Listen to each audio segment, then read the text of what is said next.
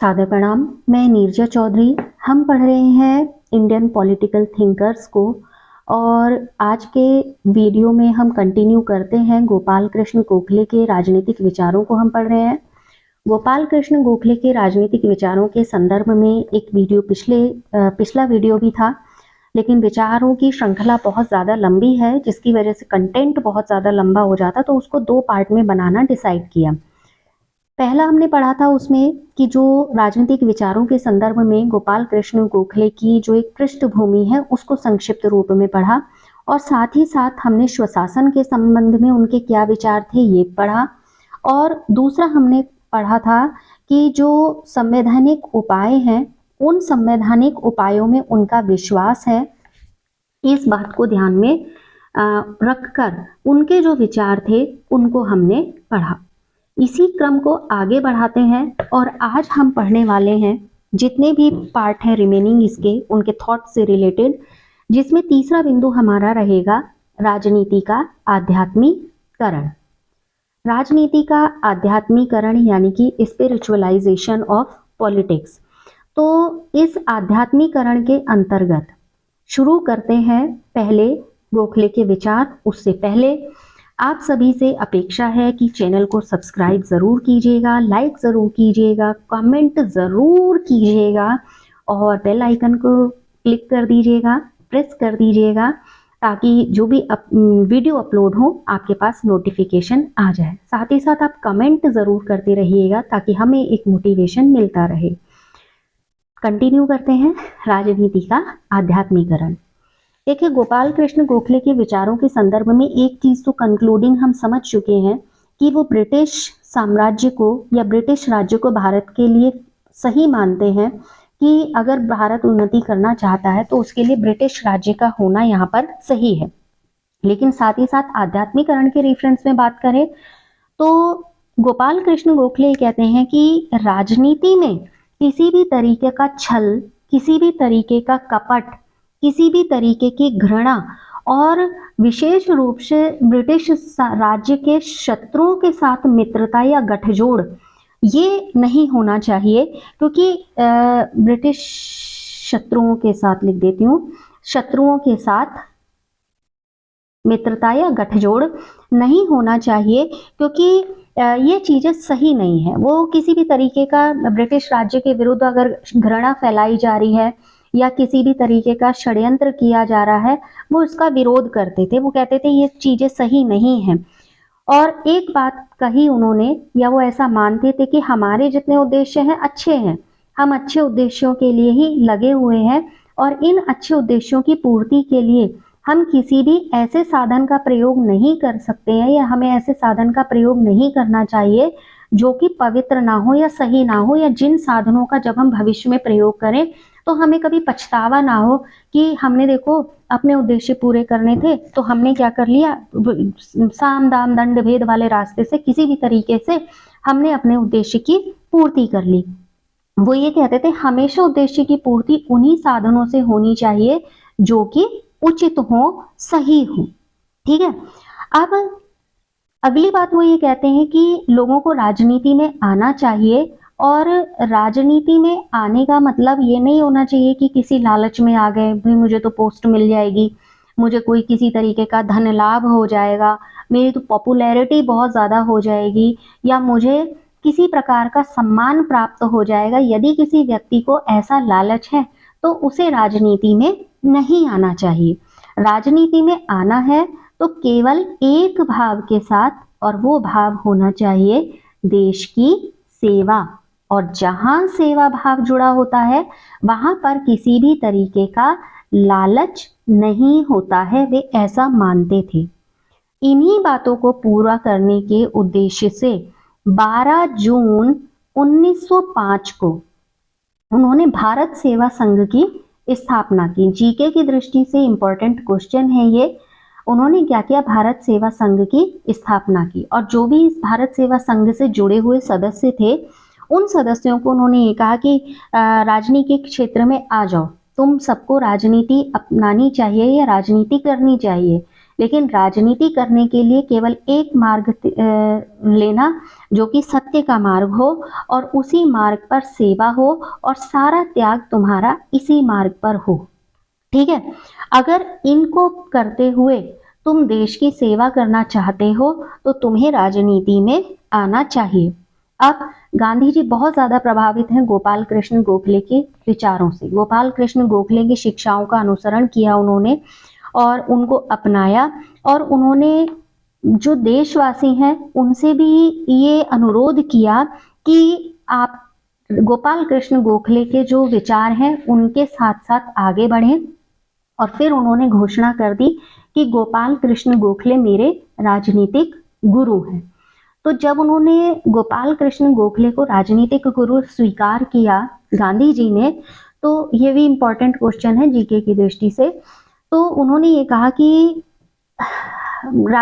इसको गोपाल कृष्ण गोखले के संदर्भ में उन्होंने कहा कि गोपाल कृष्ण गोखले यानी कि ये महान देशभक्त के चरित्र का कोई अंश, उनको एक महान देशभक्त कहकर संबोधित करते हुए कहते हैं कि अगर इस महान देशभक्त के चरित्र का कोई अंश मुझ में समाहित हो जाए या मैं उस अंश को स्वीकार कर सकूं या ग्रहण करने के लिए योग्य हूं, तो वो उनका क्या होगा, धर्म होगा।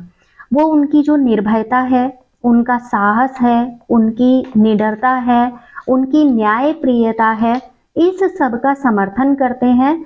और उसके बाद ये कहते हैं कि उन्होंने राजनीति में जिस उद्देश्य से आना स्वीकार किया वे उस उद्देश्य को बहुत ज्यादा अपनाते हैं, क्योंकि उन्होंने कहा कि राजनीति कोई व्यवसाय नहीं है।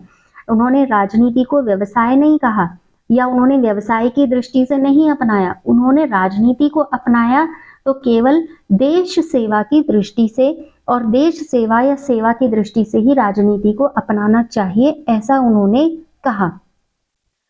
अब वो ये कहते हैं कि जो इनके ये न्यायप्रियता, निर्भरता, साहस, धैर्य, नम्रता, जितने भी ये गुण हैं, अगर इन गुणों को हम विकसित कर ले, अपने आप में इनको बढ़ा ले, और इससे क्या हो जाएगा, जो राजनीतिक जीवन है वो धर्ममय हो जाएगा। धर्ममय होने का मतलब ये है कि जो भी उसका पालन करता है उसको अपना मार्ग स्पष्ट दिखाई देगा, और उसको अपना मार्ग स्पष्ट दिखाई देगा। और जब ये मार्ग स्पष्ट दिखाई देगा तो उसके बाद क्या होगा कि वो जितने उसके प्लान्स हैं या जितने उसके उद्देश्य हैं या जितने उसके तरीके हैं लक्ष्य प्राप्त करने के, वो सहज ही हो जाएंगे। ठीक है, अब वो ये कहते हैं कि आध्यात्मिकता के संदर्भ में गोपाल कृष्ण गोखले ने मुझे इस बात की शिक्षा दी है कि अपने देश में चाहे कोई कितना भी हो, कितना ही ये कहता हो कि मैं देश से प्रेम करता हूँ और सदा राजनीतिक क्षेत्र में रहूंगा, लेकिन वो किसी भी लालच में ना आए, ऐसा तो हो नहीं सकता। तो इसके लिए उसमें क्या होना चाहिए कि हमें जितना हमारा खर्च है, या केवल हम ये सोचें कि मैं पैसा खर्च करके सेवा कर लूंगा, तो ऐसा नहीं है। हमें जमा खर्च के साथ साथ अपने जीवन में जितनी भी राजनीतिक संस्थाएं हैं उन राजनीतिक संस्थाओं में इस शुचिता का यानी कि आध्यात्मिकता का समावेश करना होगा। और जब इसका समावेश हो जाएगा तो राजनीति अपने आप अपने उद्देश्यों की पूर्ति करने में सक्षम हो जाएगी। तो गांधी जी ये कहते हैं कि जो गोखले के विचार हैं, वो उन विचारों ने मेरे भीतर एक उत्तेजना भर दी है, और ये उत्तेजना ही उनको आज तक जीवित रखे हुए है, और इस उत्तेजना ने ही उनको प्रेरित किया है कि वो देश सेवा करें। और वो ये कहते हैं कि इसी के साथ मैं स्वयं को पवित्र कर लेना चाहता हूँ, और मैं स्वयं को आध्यात्मिक बना लेना चाहता हूँ, और मैं इसके लिए प्रयास करूँगा। ये गांधी जी कहते हैं गोखले के संदर्भ में। यानी कि राजनीति में जो आध्यात्मिकरण है उस पर किस तरीके से जोर दिया गया है, वो बात। अगली बात यह है कि जो पाश्चात्य शिक्षा है, उस पाश्चात्य शिक्षा के प्रति गोखले का दृढ़ विश्वास है। गोखले ये कहते हैं कि जो पाश्चात्य शिक्षा है, इसके बल पर ही क्या होगा, हमारा विकास होगा। अब वो इसके संदर्भ में 1833 में इंग्लैंड के बारे में ही कहते हैं कि इंग्लैंड को दो मार्गों में से एक मार्ग चुनना है। ठीक है, एक वो रास्ता है जो भारत अज्ञानता की बेड़ियों में बंधा हुआ है, रूढ़िवादियों में बंधा हुआ है, वहां पर अंधविश्वास है। या तो वो भारत को वहीं पर छोड़ दे और कुछ ना करे उसके संदर्भ में, वैसे ही उन पर शासन करे। दूसरा रास्ता ये है कि जो ब्रिटिश राज्य के पास अपना उदारवादी पाश्चात्य ज्ञान है, वो पाश्चात्य शिक्षा या वो पाश्चात्य ज्ञान भारतीयों तक पहुंचाया जाए और भारतीयों के मूल्यों में वृद्धि की जाए। यानी मूल्यों से मतलब है कि नैतिक मूल्य से, जी सामाजिक मूल्य, जीवन मूल्य से उनमें वृद्धि की जाए और उनके लिए पाश्चात्य ज्ञान के द्वार को खोल देना चाहिए। ठीक है, अब जब वो पाश्चात्य ज्ञान का द्वार खोलेंगे, क्योंकि उसे तो वही कहते हैं कि उदारवादी शिक्षा है, तो इस उदार प्रवृत्ति से प्रेरित होकर भारतीय क्या करेंगे, भारतीय पाश्चात्य ज्ञान को प्राप्त करने के लिए प्रेरित होंगे और इस उदारवादिता का अनुसरण करेंगे। ठीक है, अब पाश्चात्य शिक्षा के संदर्भ में गोखले ये कहते हैं कि पाश्चात्य शिक्षा भारत के लिए एक वरदान है, तो इसको हमें किसी भी नकारात्मक दृष्टि से नहीं देखना चाहिए। अगर देखिए, वो ये कह रहे हैं कि जनता के पास शक्तियां हैं, ठीक है, और सभी शक्तियों को अगर हमने फ्री फ्लो नहीं होने दिया या स्वतंत्र रूप से बहने का कोई अवसर नहीं दिया, तो जितनी एनर्जी है वो वेस्ट हो जाएगी और किसी भी क्षेत्र में प्रगति करना संभव नहीं हो पाएगा। और यहाँ हम ऐसी आशा करें कि हम फिर भी प्रगति कर लेंगे, तो ये आशा करना ही हमारे लिए बेकार होगा। तो उस समय की वर्तमान दशा के संदर्भ में वो ये कहते हैं कि मेरा ऐसा मत है कि भारत की वर्तमान दशा में सुधार का एक रास्ता है, और वो क्या है, सीधा पाश्चात्य शिक्षा। ठीक है, इस पाश्चात्य शिक्षा के माध्यम से हमें मतलब शिक्षा को प्रोत्साहन देना ठीक है, बहुत ज्यादा ठीक है, लेकिन जो भारतीय मानस है ना, वो ऐसा कहते हैं कि वो ऐसा मानते हैं कि जो भारतीय मानस है वो पुराने विचारों में बंधा हुआ है और उसे उन पुराने विचारों की दास्ता से मुक्त होना चाहिए। और उनको ये मुक्ति देने का काम कौन करेगी, ये वेस्टर्न एजुकेशन ही करेगी, यानी कि पाश्चात्य शिक्षा ही करेगी। ठीक है, जब ये पाश्चात्य जीवन है, उनके विचार हैं, उनके चरित्र हैं, अगर वो अपने साथ इसको ढंग से मिला ले या उसको आत्मसात कर ले, तो एक अच्छे जीवन का जो उद्देश्य है वो अच्छे जीवन का उद्देश्य पूरा हो सकता है। ये थे उनके शिक्षा के संदर्भ में विचार। फिर वो बात करते हैं हिंदू मुस्लिम एकता की। वो ये कहते हैं कि भारत में दो महान जातियां हैं और इन दोनों महान जातियों को आपस में मिलजुल कर रहना चाहिए, किसी भी तरीके का झगड़ा नहीं करना चाहिए और किसी भी तरीके का बैर नहीं करना चाहिए। कोई भी धर्म, एक धर्म किसी दूसरे धर्म के प्रति किसी भी तरीके की कठोरता को या निष्ठुरता को नहीं सिखाता है। हर धर्म ये सिखाता है कि हम सबको मिलजुल कर रहना चाहिए। अगर हम सब मिलजुल कर नहीं रहे तो हमारा जीवन कैसा हो जाएगा या हमारा भविष्य कैसा हो जाएगा, अंधकारमय हो जाएगा। तो हिंदू और मुस्लिमों को आपस में झगड़े नहीं करने चाहिए, वरना हमारा भविष्य कैसा होगा, अंधकारमय हो जाएगा। अब वहां पर ये कह रहे हैं कि हिंदुओं के संदर्भ में वो विशेष रूप से ये कहते हैं कि हम हिंदू क्या है, मेजॉरिटी में है, यानी कि बहुत बड़ी संख्या है हिंदुओं की। तो ये जो मेजॉरिटी है, इस मेजॉरिटी का दायित्व ये बनता है कि मुस्लिम जो कि गरीब है और कम संख्या में है, और हिंदू क्या है, अधिक हैं, शिक्षित हैं, व्यवसायी हैं और धन की दृष्टि से भी मजबूत हैं।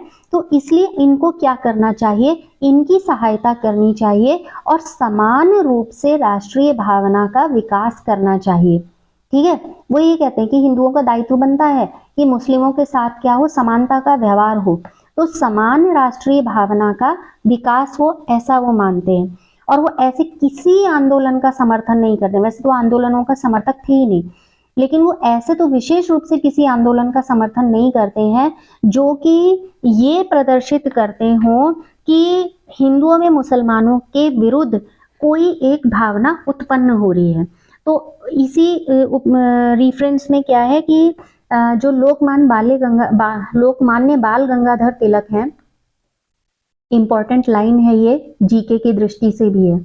तो लोकमान्य बाल गंगाधर तिलक हैं, उन्होंने 2 उत्सवों की शुरुआत की थी।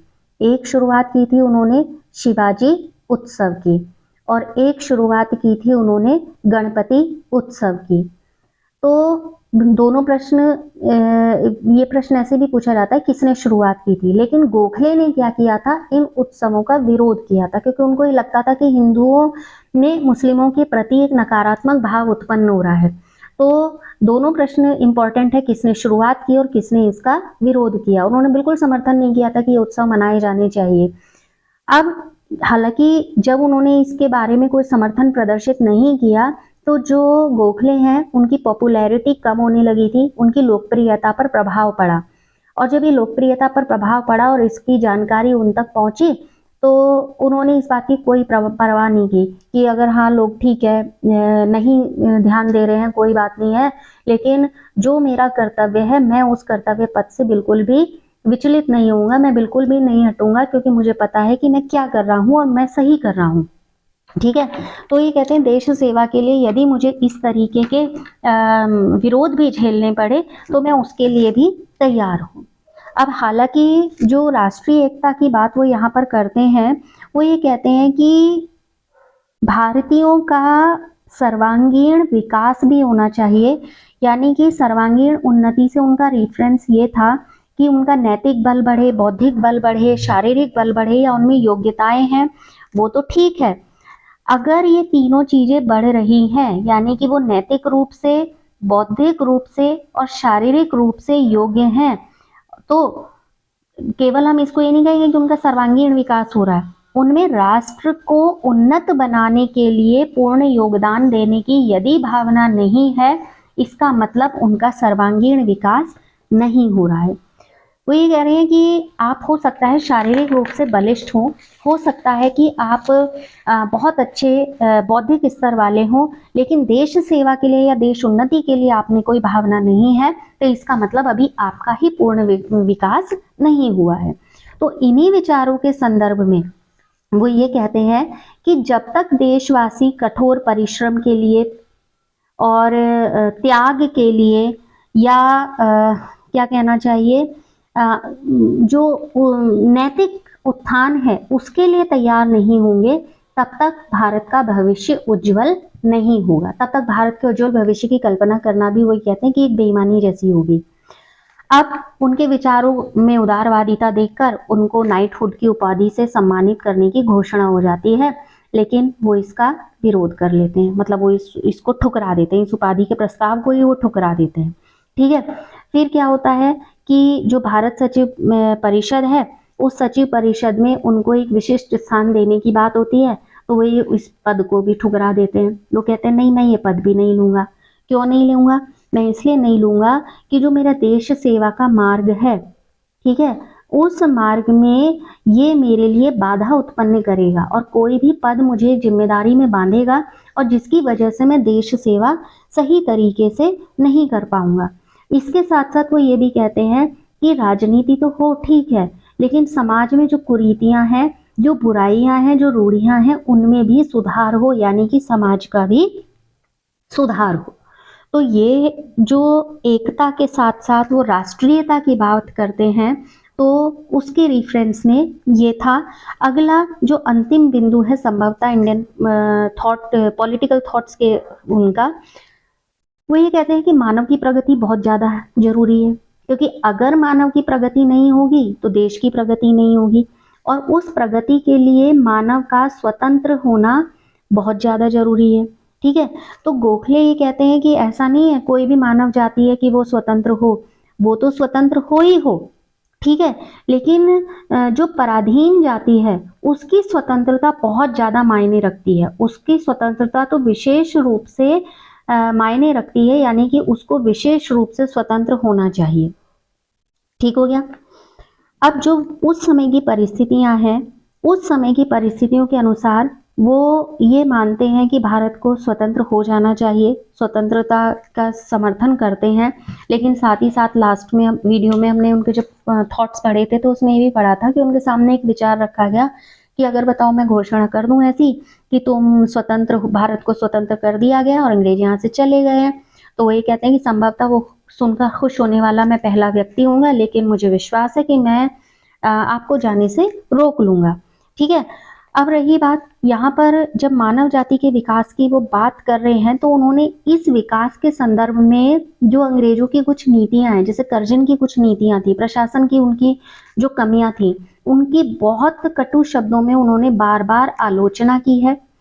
और जो कुछ प्रशासनिक इम्प्लीमेंटेशन कर्जन के द्वारा किए गए थे जो भारत के लिए सही नहीं थे, उन्होंने मुखर होकर उनके बारे में बोला है। फिर कर्जन ने क्या किया कि विश्वविद्यालय विधेयक आना था, भारतीय विश्वविद्यालय विधेयक, तो उन्होंने, गोखले ने उसका भी विरोध किया है, खुलकर विरोध किया। गोखले एक ऐसे व्यक्ति थे जो कुछ जगहों पर अंग्रेजों की कुछ नीतियों का समर्थन तो करते थे, लेकिन जहां वो नीतियां दमनकारी हो जाती थी या कष्टकारी हो जाती थी, उन नीतियों का वो खुलकर विरोध भी करते थे और खुलकर उनकी आलोचना भी करते थे। तो ये एक चरित्र जो राजनीतिक विचारों के माध्यम से हमने गोखले का जाना, वो ये है। अगले जो वीडियो है उसमें हम पढ़ेंगे जो गोपाल कृष्ण गोखले हैं उनके आर्थिक विचार क्या थे। आर्थिक विचारों के संदर्भ में वो एग्रीकल्चर की प्रोसेस को कैसे देखते हैं, वो इंडस्ट्रीज को कैसे देखते हैं, और इसी में एक छोटा सा बिंदु भी हम पढ़ेंगे जिसमें गोखले का वसीयतनामा है जो इम्पोर्टेंट है, उसको यहाँ पर रिफरेंस करेंगे। तो फिलहाल आज के वीडियो में इतना ही। अगले वीडियो में इकोनॉमिक आइडियाज ऑफ गोखले यानी गोखले के आर्थिक विचारों को पढ़ेंगे। आप लगातार इन्फोनी कॉर्नर के साथ बने रहें, आप इन्फोनी कॉर्नर देखते रहें, कमेंट करते रहें और हमें बताते जरूर रहें कि वीडियोस कैसे बन रहे हैं। इन्हीं अपेक्षाओं के साथ आप लगातार साथ बने रहेंगे। आप सभी का बहुत बहुत धन्यवाद।